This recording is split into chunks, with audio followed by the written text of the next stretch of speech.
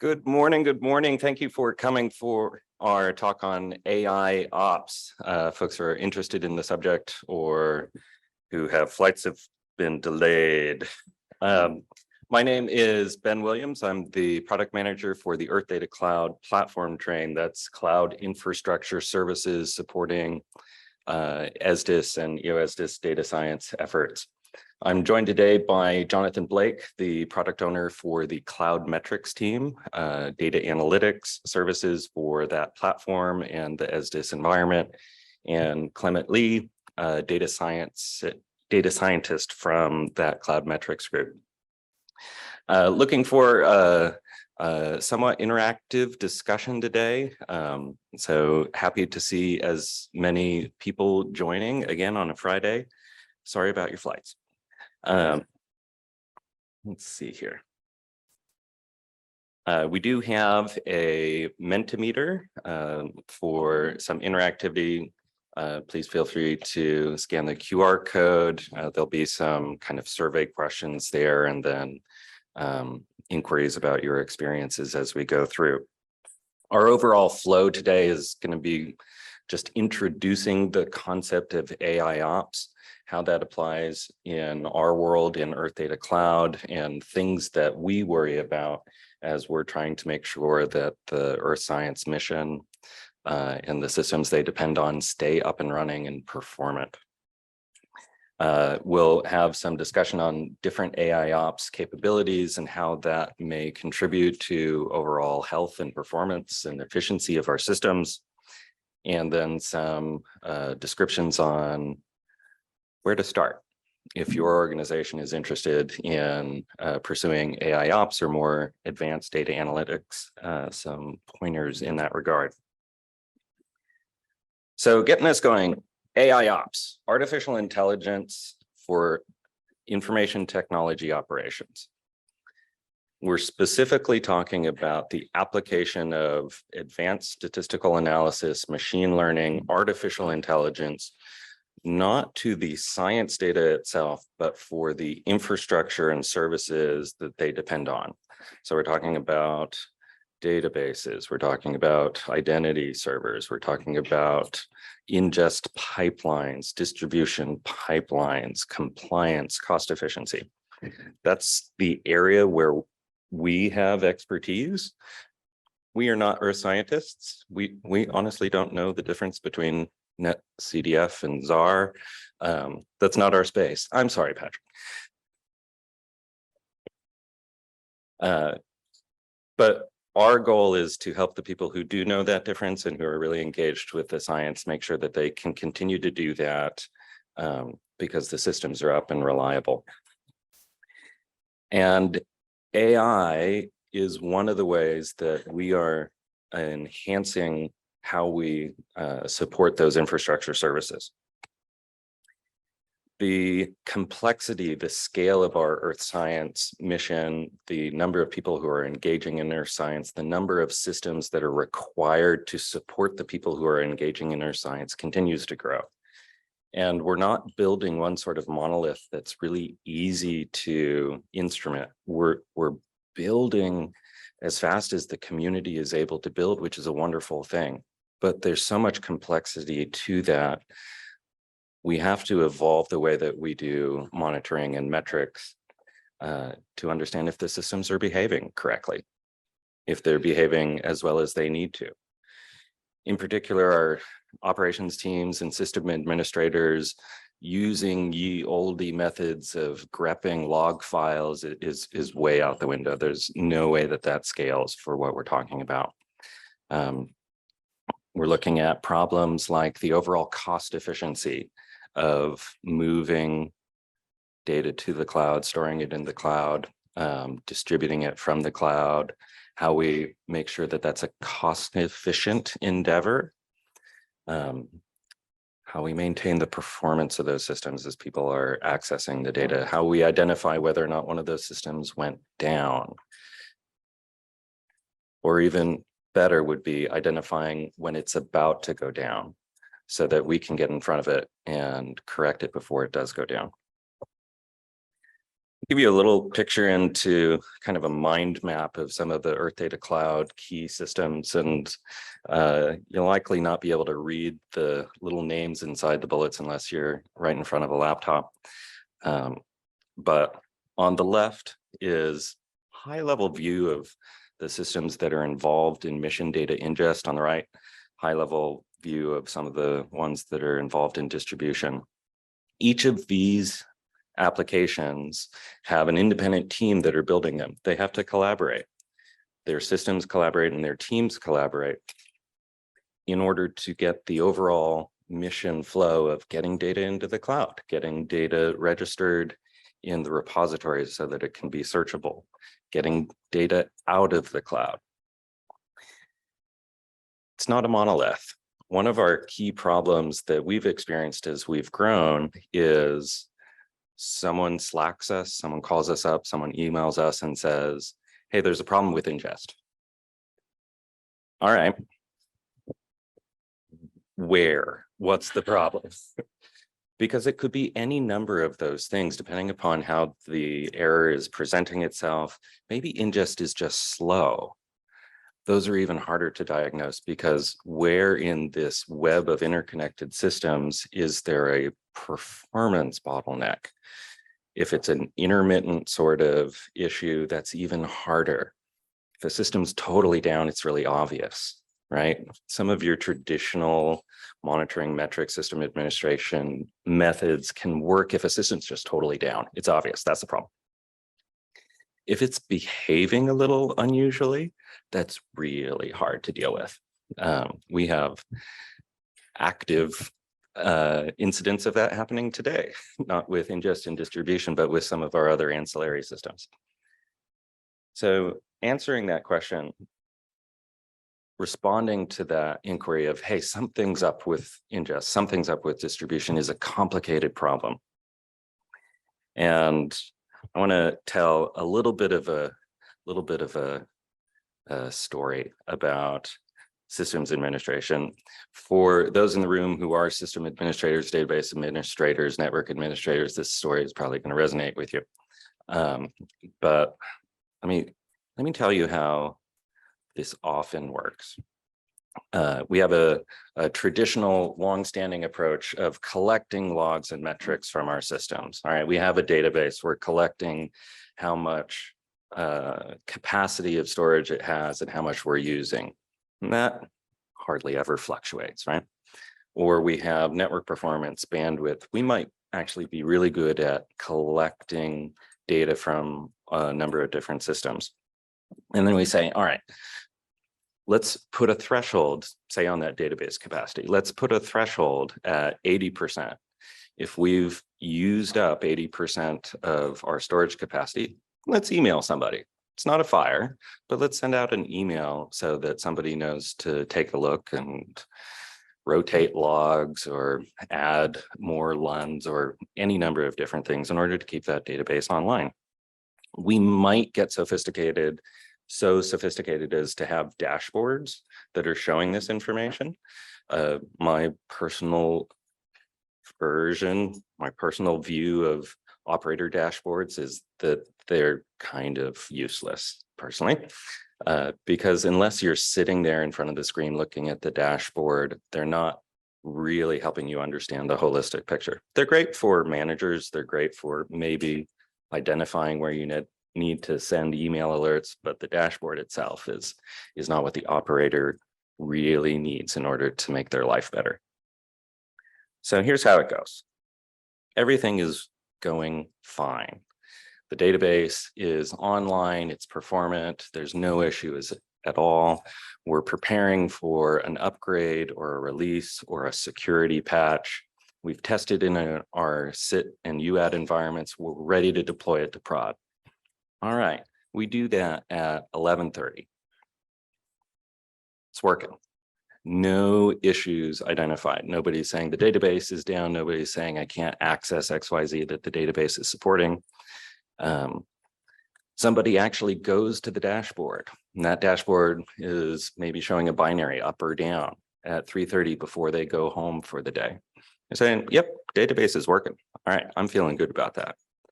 unbeknownst to them, some hidden variable that we hadn't been monitoring or wasn't properly metriced in the dashboard is just chasing away. This could be storage utilization of that database. It's rising. It's obviously rising if you were looking at the right thing, but you didn't know that that was the right thing to be looking at for that specific patch problem. 9 p.m. rolls around, it hits that 90% threshold and an alert goes off. Maybe you're in a situation where that alert actually connects to somebody's on-call pager. They're at dinner, they're at a movie, they've already gone to bed perhaps, but it's saying you're at 90%. They left and it was at 20%. They left for the day. It's at 90% now. There's a little bit of a panic because they know the system's going to go offline really soon. 10 p.m. comes around, they haven't been able to get to the place where they're able to address that issue, the system goes offline. All right, well, the admin finally gets home from the movie or is able to boot up their laptop and get connected to the VPN finally. And all right, I can see how many people are from Estes here. 1 a.m., they finally are able to repair the error, clear out whatever bottleneck was there, and system operations resume. Incredibly disruptive to that system administrator's life. He left knowing that everything was fine because all of the dashboards he was looking at, he didn't receive any alerts. Everything was showing green. But there was obviously something going on. So that's my version of the traditional approach. An AIOps enabled approach, going beyond just that 90% threshold. Something obvious was happening at 11:30. That line started to move up. That was an anomalous event because normally it was basically flat or is incrementing at a very slow rate. Unless a system administrator was watching this chart in real time, they were never going to see it. But the computer can watch it. The computer can be informed and configured with anomaly detection to say, you know what, 11:30, something started happening here. By 2:30, there's an obvious variance from a normal range of behavior for that capacity utilization. And an alert goes out to that admin. Hey, something weird's happening. Not necessarily exactly what they needed to fix, but we have noticed an anomalous event. The administrator goes in, 3:15 says, oh, yeah, you're right. Thank you, Mr. Computer. I'm going to go fix that. 5 o'clock, the admin goes home. 10:30, it goes to bed, and it's fine. We run into this a lot. We actually have systems that are subject to exactly this sort of profile monthly. Some weird unanticipated behavior that presents itself in production that did not present itself in our pre-production environments has this sort of trajectory for some hidden variable that we weren't monitoring. And we wake people up in the middle of the night to fix something that they very easily could have fixed during the day if they had anomaly detection. If we had invested in an anomaly detection approach to avoid burning out our system administrator and having them quit. So AIOps, not just for fun and games, but for like workforce morale. Another non-anomaly detection example, a little bit more of a practical example. The Cumulus application is ingest management application within the ESDA sphere for getting our science data into AWS and registered with our metadata repository system. It works most of the time. It has a kind of baseline nominal error rate that is often minor misconfigurations on part of the people who are ingesting data or intermittent network latency issues that arise. But the baseline is pretty low as far as the error rates. occasionally the error rates spike. And what you're seeing here on the bottom left is a real world example of our cumulus system and its ingest error rates. It's kind of summarized a little bit, but there are a couple of spikes here. Well, the cumulus team is starting to use these dashboards, starting to get this information pushed to them. And they're running around. They're trying to figure out what in the world is wrong with cumulus. Why is this happening? The cumulus team is looking at the configurations, the DACs in our environment are looking at whether or not AWS is having some sort of fault. But there's this big spike, and then it subsides, and then it comes up a little bit later in the afternoon. Truth of the matter is, there was nothing wrong with cumulus. There was another chart that they needed. Our CMR system, our metadata repository system, was experiencing load issues. It had ingest load, it had search load challenges during the same period. One of our problems is our cumulus system delivers its logs and metrics to one system. Our CMR system delivers its logs and metrics to a completely different system. So there's no way for a system administrator from either team to say, hey, how's your system doing? Are you up and running? No, they don't even have the ability to see that, let alone for a machine learning algorithm to say, there's actually a strong correlation here. Hey, Mr. Cumulus, you actually don't need to be running around trying to solve this issue. You need to be helping your CMR teammates with anything they need, because that's actually where the root cause is. So using correlation of our metrics data to help with root cause analysis to accelerate getting systems back to a normal course of business. So a couple of different examples of some of the closer to entry-level AIOps examples in a real-world scenario that we're dealing with on the Earth Data Cloud. We are starting to build some of these systems to push this information to the system administrators that need it. With that, I am going to transition over to Clement Lee, who's going to talk to us about some of the other pain points that you all may be experiencing in your IT systems. Let us know whether or not any of this resonates with you, and we'll have a conversation. Clement. Thank you. All right.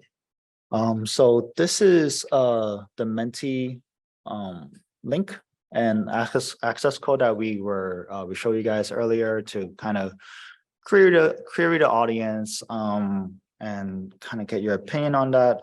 So let's see. Oh, let me find the. Oh, cool. So we do have. Oh, I can't show the full screen like that.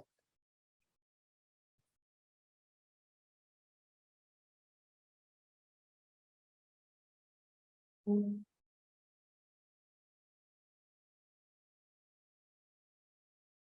that should have done something.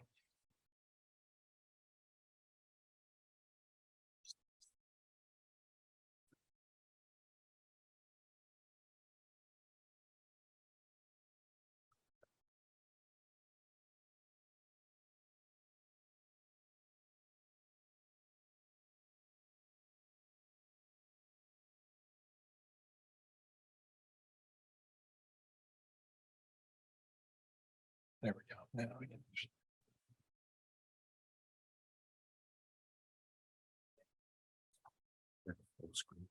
Yeah, we should just.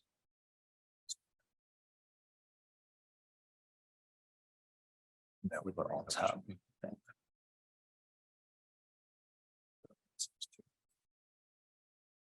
Technical difficulties. Second. Okay. Thank you. Cool. Thank you all for filling the first part out. This is just to get us a gauge on who our audience are, whether how far along in the data pipeline, data infrastructure are you? Are you more of a manager, owner of the data? Are you are you part of infrastructure? Are you a DevOps engineer? Are you a system engineer? Or are you a consumer, whether you are in sciences or just a part of the analytics group? So it seems like we got a lot of consumers and a good amount of managerial and more consumers and managerial and infrastructure folks. So we are mostly talking towards trying to gauge the problems that folks have with that deal normally with the infrastructure and problems that managers might have about like the systems going down and whatnot. So I'm gonna go on to the next question. And I know it. So the second question is more of like, are you ever worried about your systems going down? That's a quick yes, no. Yeah, Who we're said really no? interested in that. Whoever has solved this problem with Yes. that, no. Okay, seems like it's a two no's now. Seems like it's an overwhelmingly yes. Seems like most of us are concerned about our data systems going down.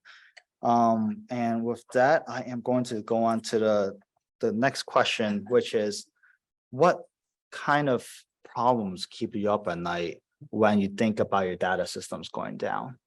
And with that, I will keep this up here while we wait for responses, and we will revisit this in a bit.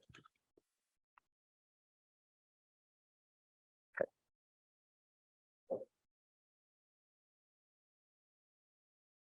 Full screen. Just percent. Okay.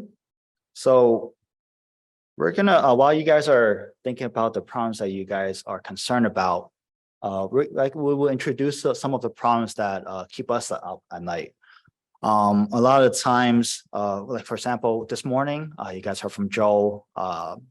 We got right now, I think we have like 12, 15 satellites, like data ingest, like data sources, and we're gonna increase like I think 11 more the next coming year. So this introduces quite a bit of problem that we got to keep track of. For example, the demand increase of people downloading the data, right? The egress of the data, where is it going? The cost of maintaining these IT system and storing all this new data that's flowing in, and a lot of the usage. So like we have to be able to forecast and be able to have an idea of where this is going to go, whether or not the surge is legitimate, whether it's just a bunch of legitimate users that is downloading the data more and more, whether or not it is a user error that we gotta figure out and gotta notify the users that, oh, they got an infinite loop going on and you maybe should check a code and not be more efficient. Or whether or not it's an active denial service, whether or not people are not getting the data as being blocked for various reasons. And those are some of the problems that we're dealing with. Another one could be dealing with cyber, whether it is cyber security, whether it is just sustainment, trying to figure out the maintenance of your systems, whether or not there's an active hacking attempt. Some other ones include whether the activity is normal or abnormal. A good way to think about this is credit card fraud, right? Whether or not you as a user, all of a sudden you are spending $10,000 more than your normal day-to-day spending, or like statistically, right? When we think about whether it's abnormal behavior, it's normally we're thinking that it is a statistical outlier that occur like from the population data. Going back to the credit card fraud, whether or not this is you're normally in the Northeast region spending money and all of a sudden you're somehow on the West Coast or something like that. We're calling out we're trying to detect these anomalies, not that they are malicious, we are calling them out just to get an eyes on it, see if it is, see if we can get some clarity of whether or not this is an exception and it's normal or not. But it gives us an eye to give us a metric to figure out to help detect malicious activity in the future.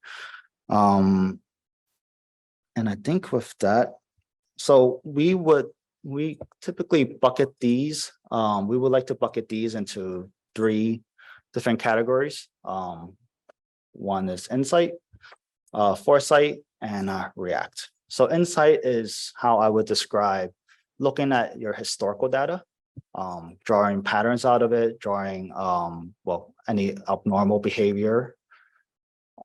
Foresight would be more of trying to predict using patterns that we have and predicting forward, or being able to use those patterns and classify them as a certain behavior. And react is automating. It's like be able to have the system in place so your admin could go home and sleep at 10:30 at night. And Can I pose a question? yes. So that example of the database filling up its storage capacity, where would you see that falling in this Venn diagram? A database filling up. Yeah, the example from earlier where the admin got alerted in the middle of the night while they were having a very delicious meal. So you could, it kind of falls into both React and Foresight, right? Because it is a little bit, each problem isn't exactly one category. Whenever you do, for example, like the situation that you have where you see your data storage or your system latency going up, or let's stick with data storage. Your data storage is going up, and being able to predict forward, being able to forecast, use forecasting techniques, for example, to forecast forward, or for example, using the anomaly detection that you have, saying that historically this is what we have. This is the statistical bandwidth that your data typically is in, and all of a sudden you see a huge spike. That's an anomaly, right? And anomaly kind of falls into insight too. So it kind of falls into all 3. That's what I'm trying to say. All 3. And the reaction comes with having the system in place, the automation in place to see that flag of saying that this is an anomaly, or seeing your forecast saying that this is going to pass a certain threshold at some point, using that information to react, to have the automation in place to either message an admin to add more storage or notifying other people. Yeah, I like that. That these are ways of looking at problems that you might be having. Would it be helpful to you if you had better insights about how your application was behaving? Would it be helpful to you if the system was helping you react? Would it be helpful to you if the system was predicting future behavior for you? Right.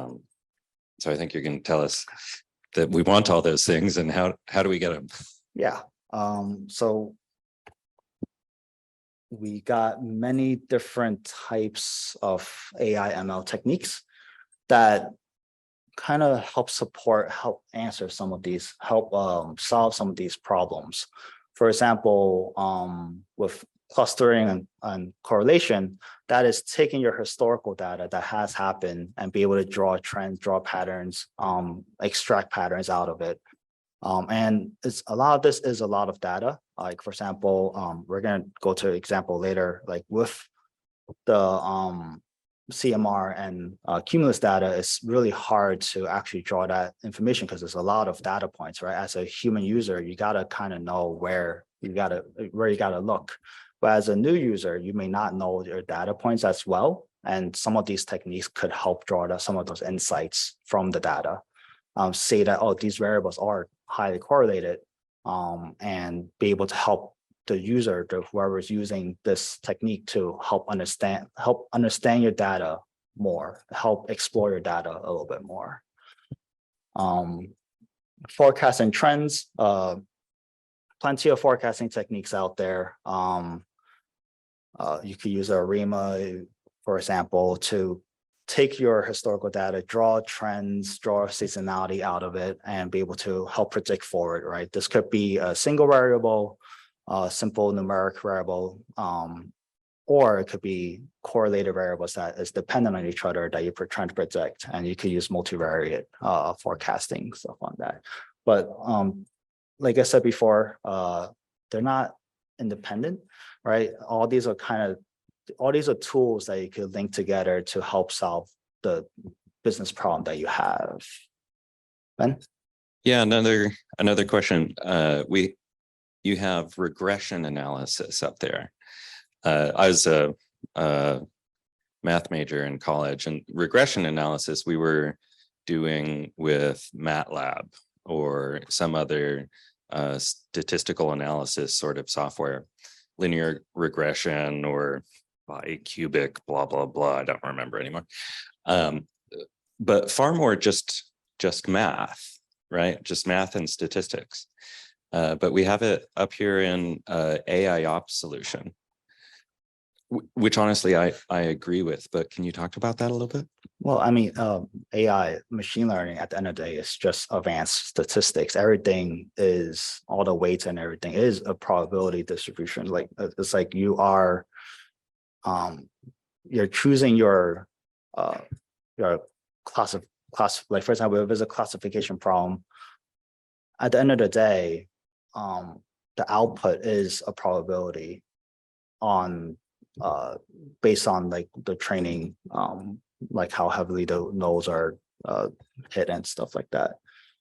Don't want to go too deep, but at the end of the day, machine learning is just advanced statistics, and regression analysis definitely have a place in there, right? Like for example, like you take your X and Y data, right, and then you're really just trying to find that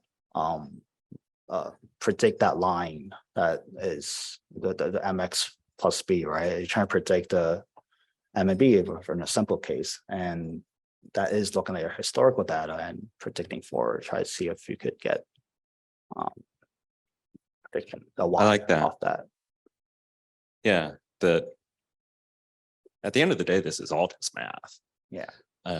How sophisticated your math is maybe an interesting question, and I know in my experience the kind of very approachable math of anomaly detection and outlier detection is incredibly useful for helping identify issues with IT systems.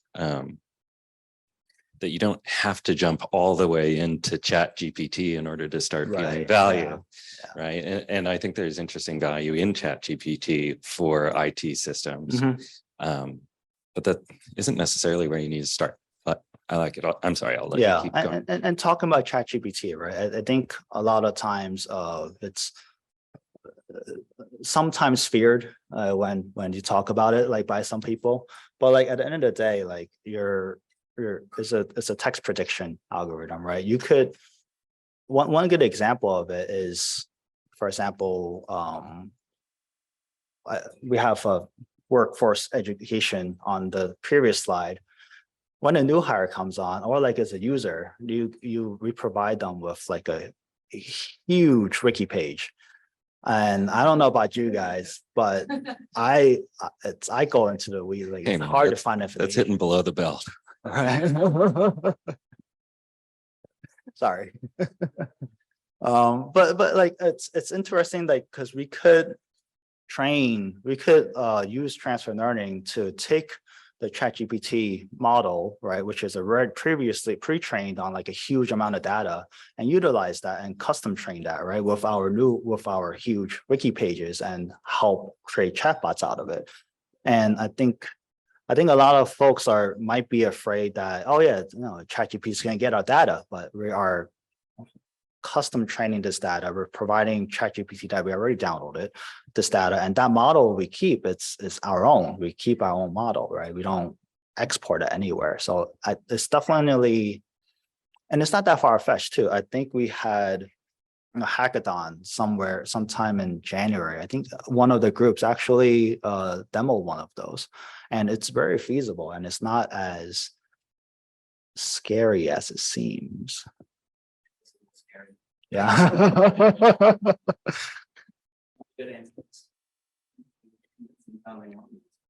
Hmm. No, but it's possible though. It's possible though, and it's a good starting point, and we only get better from getting those occasional wrong answers. And scarce as it is to a new employee, I think that wiki page might be scarier. Let's see. But I think one other example was the next one. One other example that we could give is probably that cumulus CMR correlation we saw earlier. Is we use some techniques. We drew the correlation. We know that those two are correlated, but that doesn't really tell us about how do we go forward, right? As I mentioned before, there are some techniques such as with multivariate forecasting, where you could take dependent variables and predict this cumulus error rate up with the dependent variable of like CMR, right? And you could kind of keep building forward with that. And using that, we could go into having better accuracy and helping us create variables that we could use to automate and help the cumulus team and the CMR team from sleepless nights.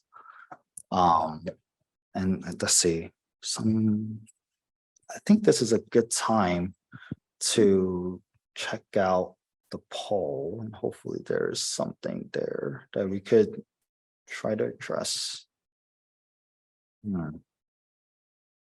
Okay, let me exit out of this. Let me alt tab.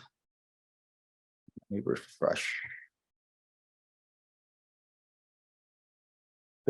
Wow.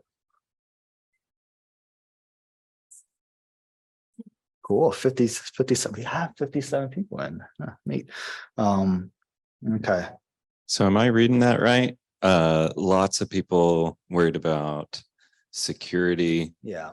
hurting their systems, capacity for their systems, and cost. I'm actually a little surprised to see a little bit of a trend towards cost worries. I love that. I think we did also address a little bit about the capacity, some of the failures, the cost, and just going a little bit back on the cumulus and CMR data point. I think really quick, I do think that it all sounds nice, but one of the difficulties that we have was probably having all the data in the right place. And HR. Think about that. Yeah, right. Let's see. Let me move this guy out of the way. Yeah.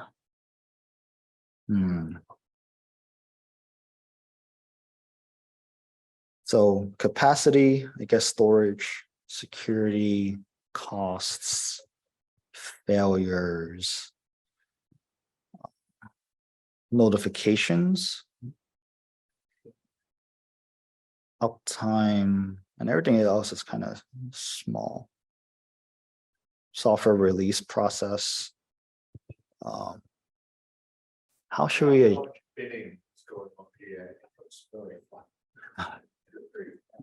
Pretty flat. Steep Gaussian curve. How should we address this? Yeah. So let's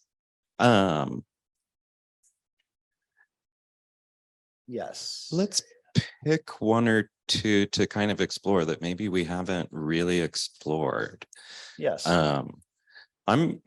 We talked about capacity a little bit. We haven't really talked, well, we talked a little bit about security with identifying abnormal behavior, but cost. Anyone care to elaborate on cost concerns for their IT systems I have Doug in the room.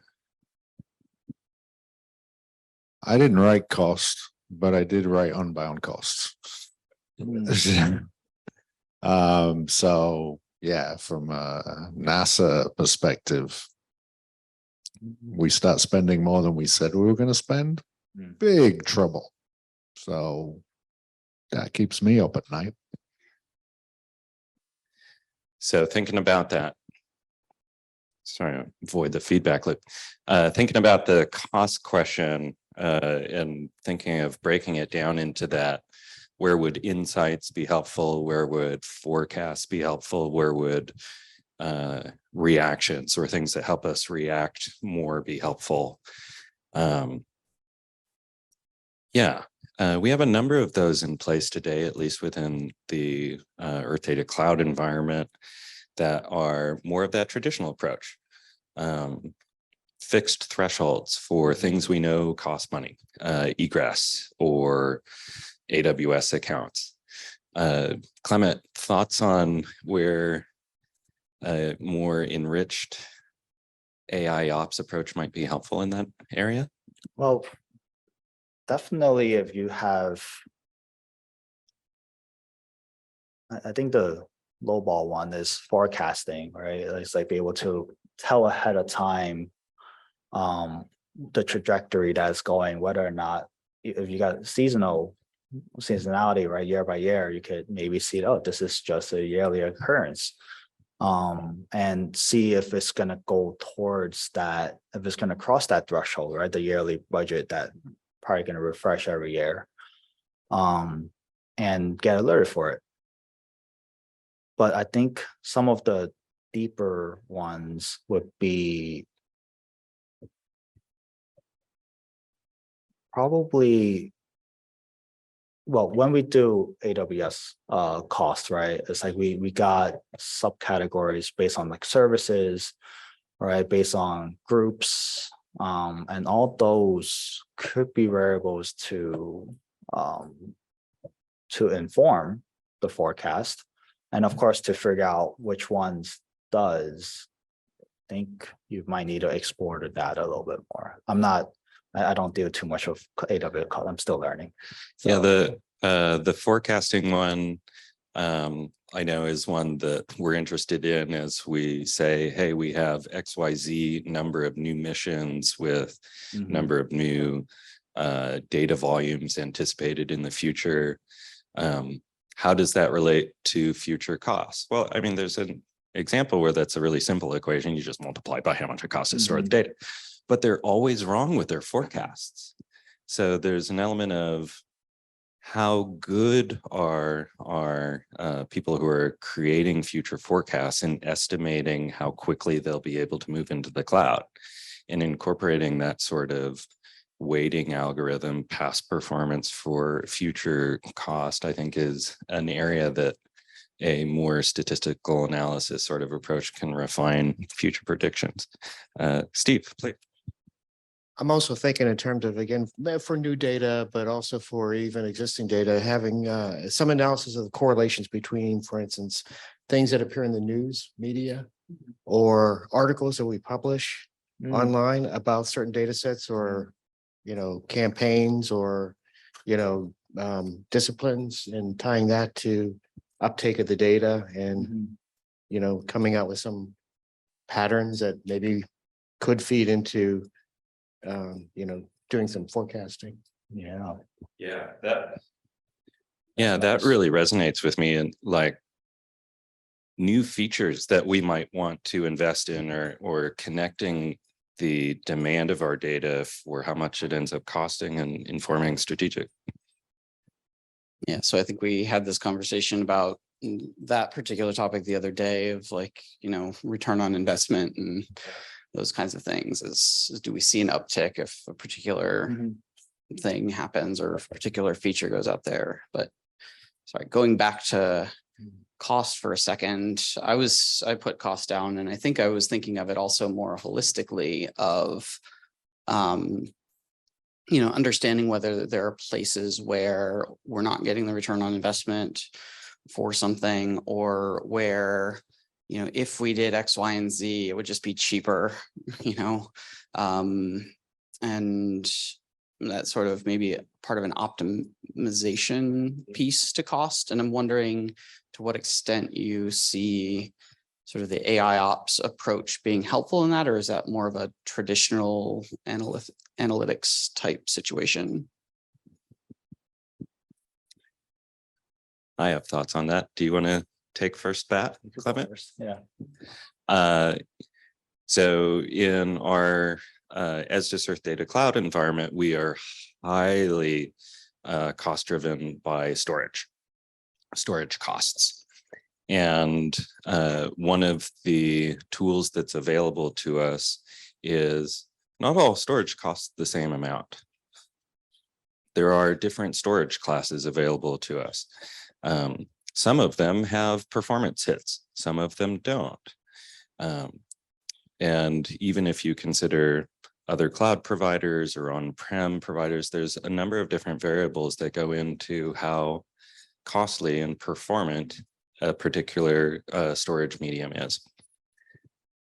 We haven't really worked into having a machine learning algorithm help us balance those variables and say, you really should be moving data A into a lower cost storage medium or lower performance medium because it's not accessed as often.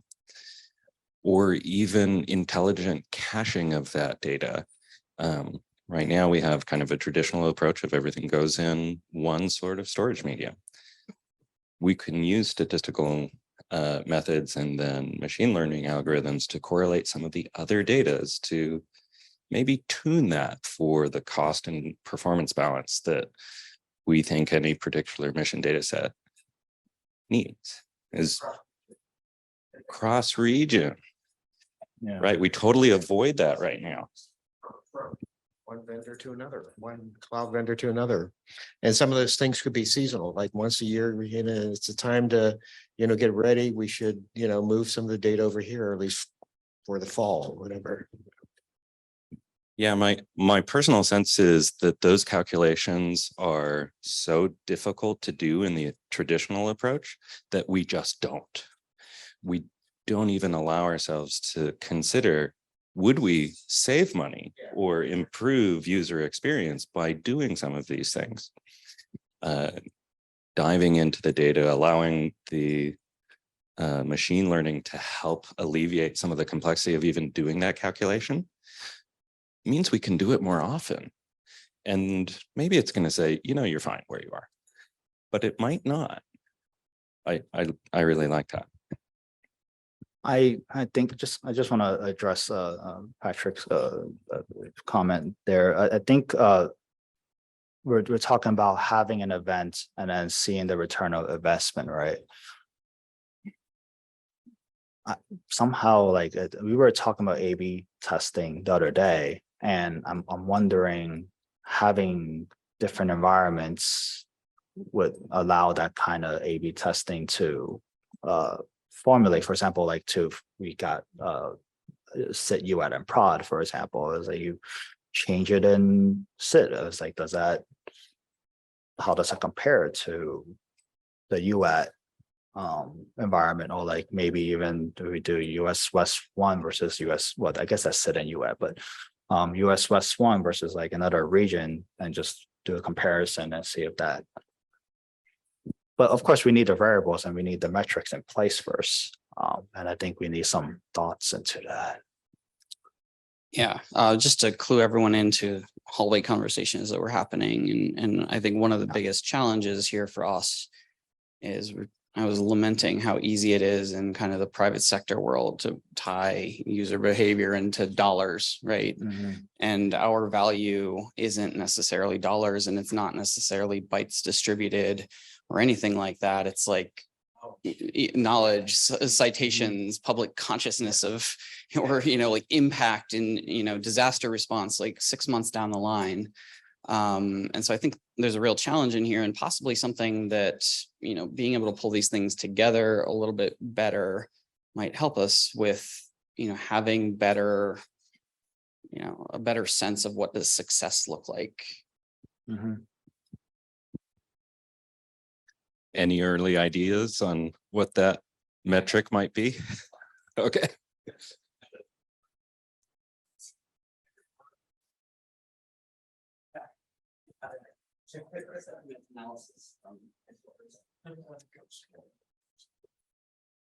Sentiment analysis of the headquarters. We're seeing another question in chat. And what was the question? All right, so Rebecca is asking, has anyone done a cost analysis of moving and hosting analysis on the cloud versus building an on-premises analysis structure next to the data? She says where the on-premises analysis structure would be publicly open. If I understand that question correctly, the cost efficiency of the analysis apparatus itself in the cloud or in on-prem environments. I think I'm understanding that question correctly. I'll speak from our ESDIS perspective. We have both environments today. So we have data both in the cloud and in our on-prem environments. And lo and behold, we built totally isolated systems for each in order to do metrics analysis. And that's been one of our challenges as we've grown and evolved to, in the future, be leaning towards cloud-only data systems. In terms of overall cost of ownership, honestly, I probably couldn't say which one was more efficient. I know that our cloud-hosted environment, in the cloud-hosted environment, some of the same benefits that I think the science data community has in moving to the cloud and analysis in place items, the tools that are available in the cloud to do the earth science data analytics actually directly apply to the IT systems as well. So I think there is benefit in both groups of data scientists, both from the mission earth science and the underlying IT systems, both moving to the same place, sharing a common vocabulary, sharing common experience and methods and lessons learned. So I'm all in for cloud for all of those soft reasons. Right, you need a microphone to. Peter asks, is there an engineering review of cost estimates? Which I think ties into that. Hi, Peter. Thank you. Clarifying question. You can respond in the chat or with your voice, either or. When you say engineering review of cost estimates, are you talking about a review of cost forecasts, AIML generated cost forecasts?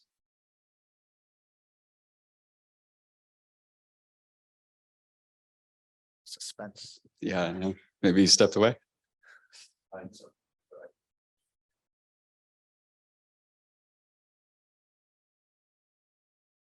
Yeah, Peter, it doesn't sound like your voice is coming through.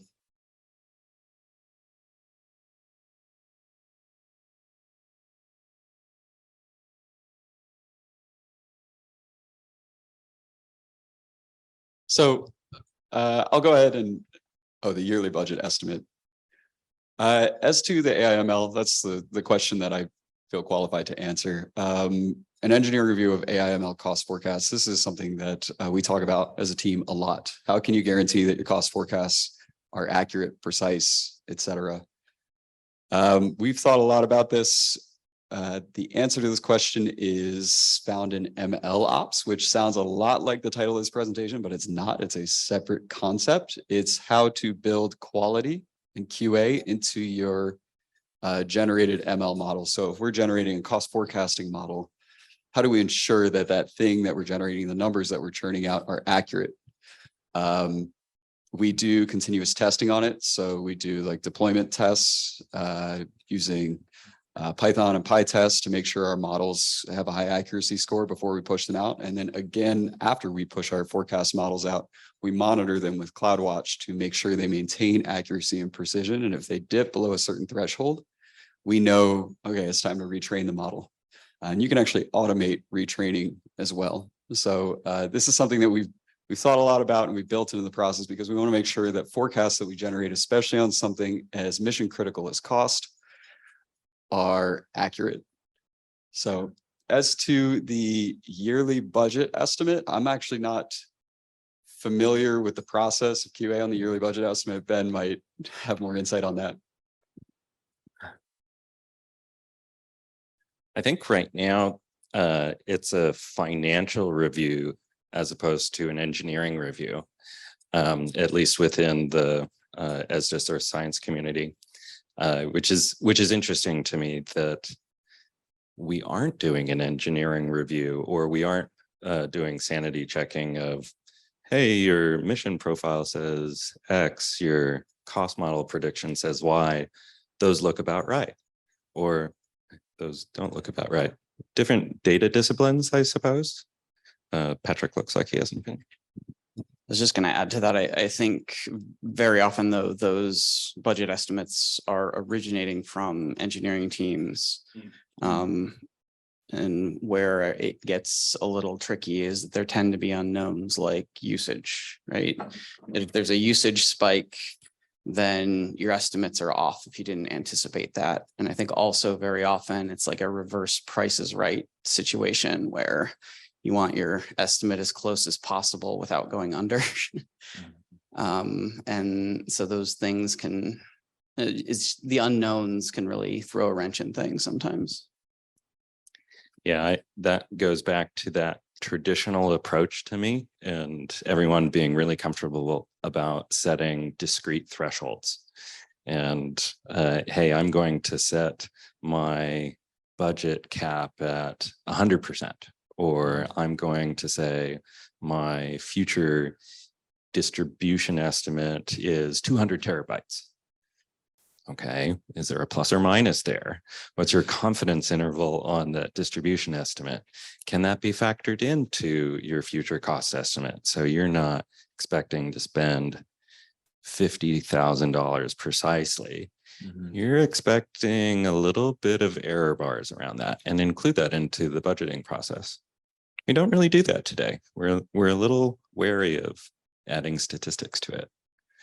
I think we should.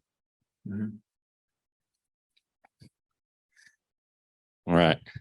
I think we're hitting a lull in the questions and the comments. Thank you very much, everybody, for providing. And back to Clement. Yes, so I'm just going to leave it to pass the mic to Jonathan to kind of talk about how do we get started? How do you implement AIOps? What do we need? Jonathan? Yeah, thanks, Clement. And thank you, everybody, for spending your last precious moments of ESIP listening to us talk about AIOps. It's awesome to see everybody here. So I've got the back part of this presentation. Oh, also, I wanted to note, by the way, I got some JIRA tickets here based on some of the comments and the AI suggestions that you threw out there. So thank you for those. Have we gone through story pointing yet? Yeah, we'll do that at the end of the conversation. Yeah, a little planning poker. Yeah, so Ben talked to you about why AIOps, and Clement talked to you about what it is. So I want to take this back part of the presentation in the next 20 minutes or so to talk to you about how. So if any of the things that we've discussed seem like they might be appealing to you or might solve some system problems that you have, we're here to kind of give you a quick how-to on how to get into AIOps. If I can figure out how to work the tech. I'll tap. Okay. Actually,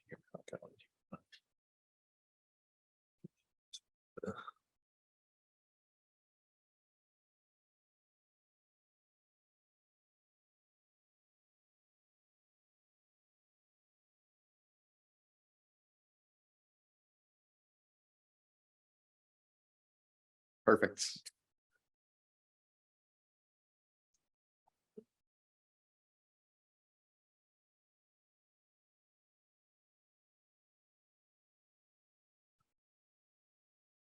Okay, thank you. All right, so AIOps sounds daunting. It's got AI in the title.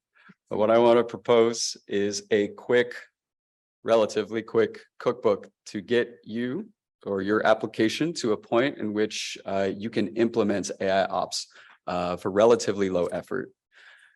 So where to start? First and foremost, robust logging from your applications, not just success or failure. I think this is a common thing with application logging of just logging successes or failures. Logging is expensive. It can tax the system, the memory. It can really fill up a hard drive very fast. Nothing fills up a hard drive faster than verbose logging. AI is all about generating a sample size. And if we want to do forecasting or we want to do anomaly detection, we need that sample size. So we want to be able to predict in that example that was given earlier, when a system is going to go down, we need warnings, we need debugs. And so make sure you crank up your log levels to really start to generate that sample. Of course, like I said, that can really tax the system. So if you're logging directly to standard out or standard error, or you're logging to log files on your EC2 instance, that can cause issues. Take this with a grain of salt because we work in an AWS environment. So there are tools available to us to help bring the cost of that verbose logging down and to remove the barriers of entry to make it less of an impediment. So object storage is going to be your friend here, object storage over block storage. So we highly recommend sending your logs to things like S3, which is going to be cheaper in the long run, or CloudWatch. Another thing I want to point out, and this is informed by personal experience, but define your policies, your retention policies and your lifecycle policies up front. That's going to be your friend in helping you collect this data in the long run. So how long do you want to keep logs, and when can you move them to cold storage like Glacier? All right. So the second bullet point, aggregate logs and metrics in analytics systems. We want to go from logging to statistics to AI/ML. So this is what that second stop is. This is getting us to the point where we're doing statistical analysis. Again, we're biased because we're the cloud metrics team and we do Elasticsearch, and we found it to be a great tool. But there are lots of tools out there that do very similar things. CloudWatch, Grafana, Splunk, New Relic. You may have heard of these tools. You may interact with them on a regular basis. CloudWatch actually has some very robust metrics and analysis built in. And this is immediately available to anyone with an AWS account. So send your logs to CloudWatch, and then you can start to do aggregations and visualizations on those logs. The function or the purpose here is to get you in the statistical mindset to start thinking about tracking your regressions in your log data or starting to visualize anomalies. Quite a few of these things are free, I will say as well. So there is a low barrier to entry for some of these things. What I want to also point out, this is true of our environment as it is. There may be someone that's already doing that. In our case, it's us, the Cloud Metrics team. So check around, ask around your program, your enterprise, and see who is currently operating a logging and metrics system, and then see if you can use that logging and metrics system to your team's advantage. Don't reinvent the wheel. All right, so logging, statistics, AI/ML.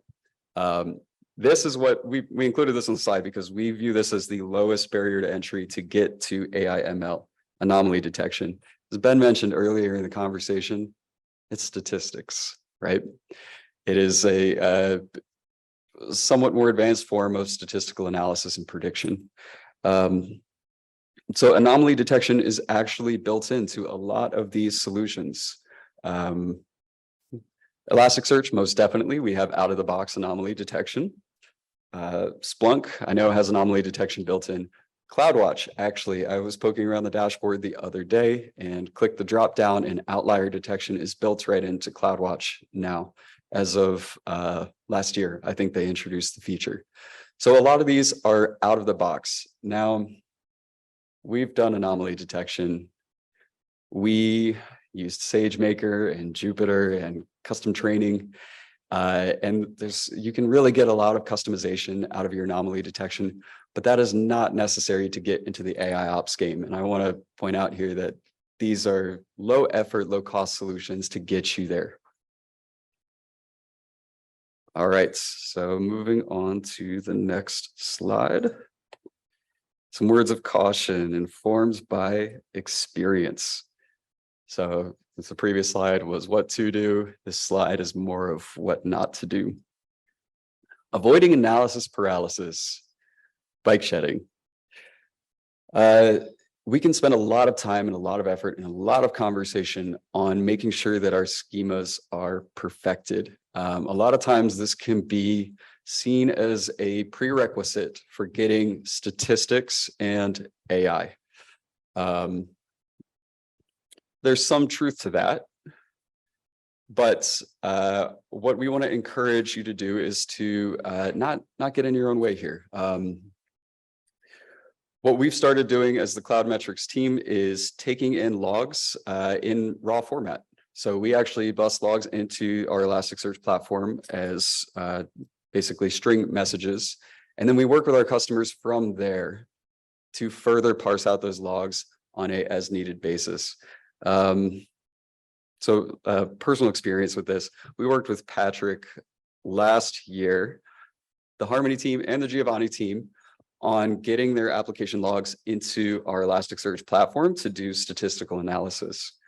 And we spent about 3 months working back and forth on a schema to make sure that we had a schema that accommodated their use cases.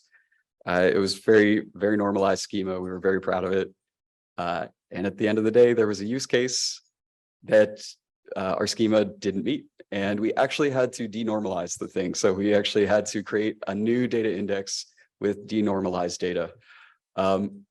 This happens. This is common. In fact, the Elasticsearch documentation suggested that, yeah, people do this all the time. You're going to encounter statistical use cases that break your schema, and that's okay. New pipelines, index pipelines, transformers are going to help you meet additional use cases. So definitely don't view schema perfection as a prerequisite to getting insights out of your data. And that's the second bullet point as well. Data transformation is a good and normal part of AIOps. When you start treating raw system logs as L0 data, I'll start using this term a little bit more at this part of the presentation, you're going to open a lot of analytics possibilities here. So this is your raw data. Like I said, get it first and keep it, and transform it ad hoc as you need for your specific use cases. If you use object storage, this is cheap and very doable. And this takes us to our final slide. So this is what I want to leave the conversation with. And so I'm going to do a time check here. So I think we got 20 minutes left, but I'm sure you all have flights to catch. So we will open it up for QA afterward, but also we'll hang around a little bit after the conversation as well, if anyone wants to talk about this further. The slide that we're leaving you with is the data lakehouse. So if you've done the things that we just described on the previous slides, let's say you set up application logging, verbose logging, and you're putting it in S3, and you're doing statistical analysis and anomaly detection on it. Awesome. Excellent. That's exactly what we want. Now, let's say everyone in your enterprise does this simultaneously. Suddenly, you have a lot of disparate data lakes. You've got a lot of S3 buckets with a lot of different logs across your enterprise. And that's okay. That is a new problem to have. And that is what our team is currently working on as well. So this is the data lakehouse. This is not a term that we made up. I promise this is a real industry term. Data lakehouse is a combination of the concepts of the data warehouse and the data lake. So it's an attempt to really get the best of both worlds here. If you've got data lakes spread across your organization, what the data lake house does is it combines all of those lakes into a combined architecture, a combined system that's going to give you universal access and authorization for your data, right? So you can access all of these S3 buckets, your logs and my logs, using the same API and the same authorization. That's the intention of the data lakehouse, and it's going to allow us to do some of the AI ML that we described, that Clement was talking about. So we want to do statistical analysis and classification on CMR and cumulus data. Data lakehouse is what we're proposing for this. The conversation that I want to leave here, that I want to leave you with, is that I am, as Ben said, we're not geospatial data scientists. I am a software architect. Actually, DevOps engineer is my title. So I'm looking at this from a software architect perspective, and what I see is a generalizable system here. I see concepts and architectures that seem repeatable. What we're proposing is that this operations data can be treated in the same way that geospatial data is treated. That's our hot take. That L0, L1, and L2, your data is going to take many different forms and many different formats, and it's going to have various degrees of fidelity, and that's okay.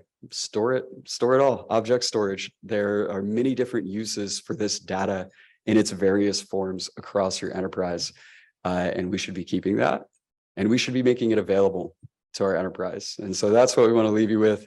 That's what we're talking about here with operations data is analogous to some of the same problems that we experience in geospatial data. So that's our hot take. If you have strong feelings about that, please come find me afterward and tell me I'm totally off base. But that is it for us. So hopefully this has been an insightful conversation and has left you with some thoughts. Do we have time for questions? I think we have 5-10 minutes if we want to have additional questions. We have one in the room. Yeah, I talk too much. So I'm wondering if you put any thought into, I think one thing that we've seen in the past is that it's not just log data, but it's actual data that is important to observe as it comes in. And I can give you an example. When I was working on the Gibbs team generating browse imagery, there was an operator who has since retired, but part of his day-to-day was to go in, every morning and scan through the imagery that had come in recently. Because a lot of times there'd be something broken in the pipeline and you wouldn't see it until, say, a blank JPEG showed up or something was weird about that you could very quickly visually detect. But you wouldn't necessarily see it in the logs up to that point. And I'm wondering if you've put any thought into the sort of taking that next step into actually looking at the data files for anomalies. Wow. Yeah, That's an interesting angle. I need my pen so I can write that. Yeah, another Jira ticket for us. Do you have some I'd thoughts? be interested in whether or not the Gibbs team or whoever was working that pipeline has access to the tools that they would need in order to build something like that, or whether or not they needed collaboration and consulting. I think one of our challenges is we're not the ones who could actually say whether or not an image was good enough, but we'd love to partner with the people if we have expertise that can help them. Yes, in that case, this was years ago, and I think we were looking at just like a dashboard to make that easier or something like that to flip through. But yeah, so it's that you don't necessarily need to be an expert to see, wait, something weird happened here. And so it does seem like the kind of thing that could be solved by AI, but it's a step beyond just your, JSON formatted logs or whatnot.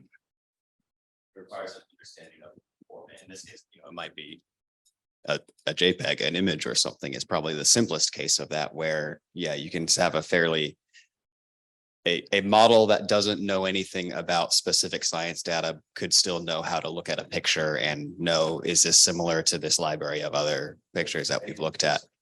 I'm wondering what it would take, honestly, like build ML models that can extract like HDF and ZAR files and things like that and actually look internally at files for that same kind of effectively image recognition, image similarity for things that are not just two-dimensional images. But yeah, that's really cool. I like that idea. Yeah, I just want to, Patrick, just want to clarify, are these like dashboards images, or like, it's not like a screenshot of a dashboard they're looking at, right? It's like, it's more like you got an image and then there's like a new object. Google Maps tiles, okay. Yeah, no, for that particular system, it would be tiled images. So it's basically taking a data file and turning it into a JPEG representation that you can stick on a web map or something like that. And something can go wrong there. But we see it, I think, also on data ingest sometimes, is that there's some quality issue, or, a band in the spectrum is missing or something like that, where there's just a variable that's gone and you wouldn't necessarily notice it until a user complains. But it seems like we could notice that sooner. Yeah, so I guess a little, so on my side job, I rate Dion still, like, I'm working with overtime, need money. So there's a project I'm working on that is a factory, right? You got a camera facing a factory, like a component, and then they're trying to find FODs and like objects on it, and they would notify the factory workers, oh yeah, there's something here, you should toss this out so you don't destroy the entire I work for Raytheon, so the missile that they're building. That's really silent, really quiet.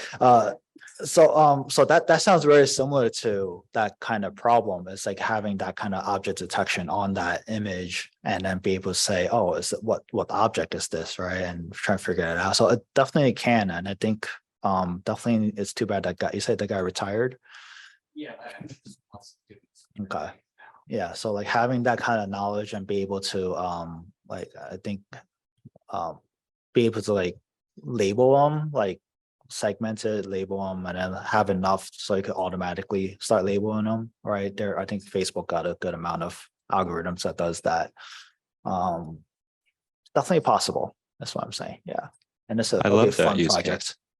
Yeah, injecting the not the AIML, not necessarily into the system health or cost efficiency, but the actual data pipeline. That's really great. There are absolutely tools that do that.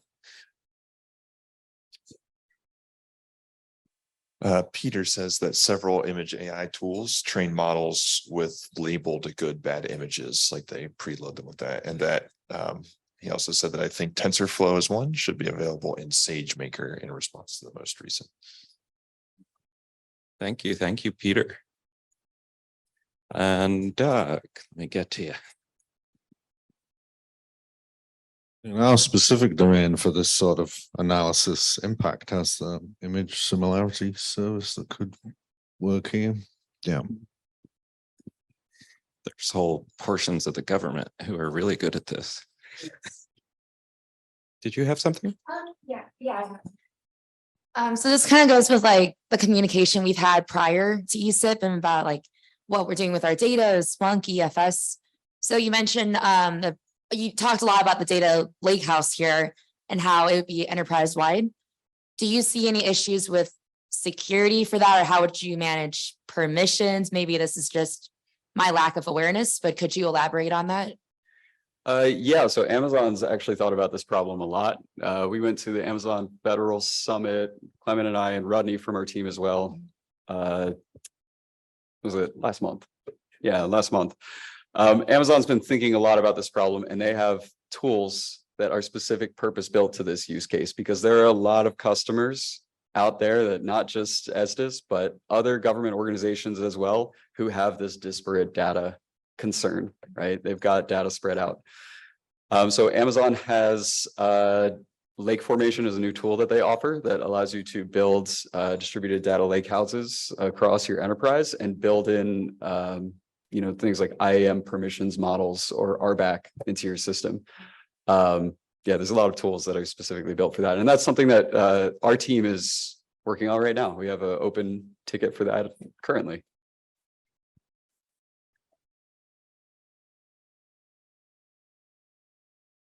Thank you. Thank you very much.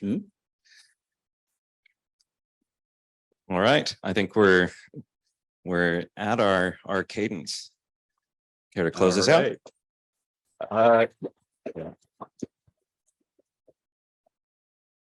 Yep, just a big thank you to everyone for spending your last few moments of ESIP with us. This was a very productive conversation. So safe travels. Don't forget your tickets now.